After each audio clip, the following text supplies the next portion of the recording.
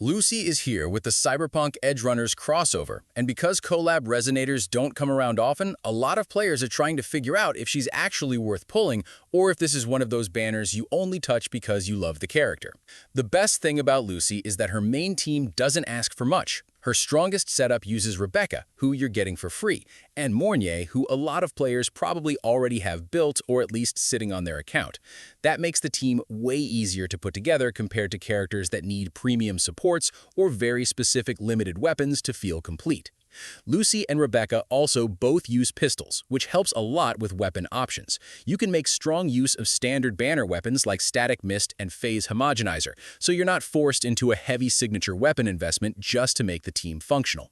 The funny part is that Mournia also doesn't really want her signature in this specific lineup. R5 Discord actually performs better here because her signature mostly keeps her on the field longer, and that doesn't help Lucy and Rebecca as much as you'd expect. The reason is pretty simple. Mournia's forte heavy attack doesn't line up well with Lucy and Rebecca's hacking mechanic, and it also misses the damage buff from Mournia's interfered marker. So instead of trying to force her normal playstyle into this team, Discord keeps the rotation cleaner and gives the team better value. Lucy also has one strong niche in Endstate Matrix, especially in the earlier stages. She has a unique skill that increases her damage and hacking power after she defeats a boss with direct damage. That interaction won't matter everywhere, but it gives her a real advantage when you're clearing early Matrix rounds or pushing deep floors in Tower of Adversity, where bosses don't have as much health. That's where the good parts start to fall off. Lucy doesn't look like a meta-defining unit. Compared to the stronger 3.x characters, her damage feels low.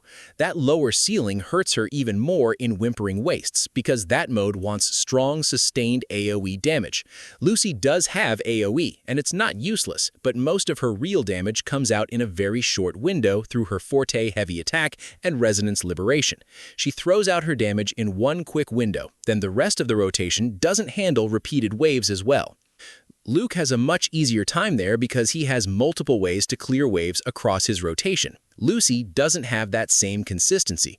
When enemies keep coming in waves, she struggles because her damage doesn't spread out well enough across the full fight. The Mournia issue also matters more than it looks at first. Since Lucy doesn't fully benefit from Mournia's interfered marker, the team loses some performance that should have made the setup stronger. You can try to solve part of that by going for Mournia S1, but at that point, the team stops being as cheap as it looked at the start. So for Lucy, the answer is pretty clear. She has a low-cost team, she can use accessible weapons, and she has a useful Endstate Matrix niche. But her damage doesn't match the stronger 3.x units, and she doesn't look built for the harder AoE-focused content. Pull her if you're a big Cyberpunk Edgerunners fan and you want the Collab unit on your account. If you're pulling strictly for meta value, she's an easy skip.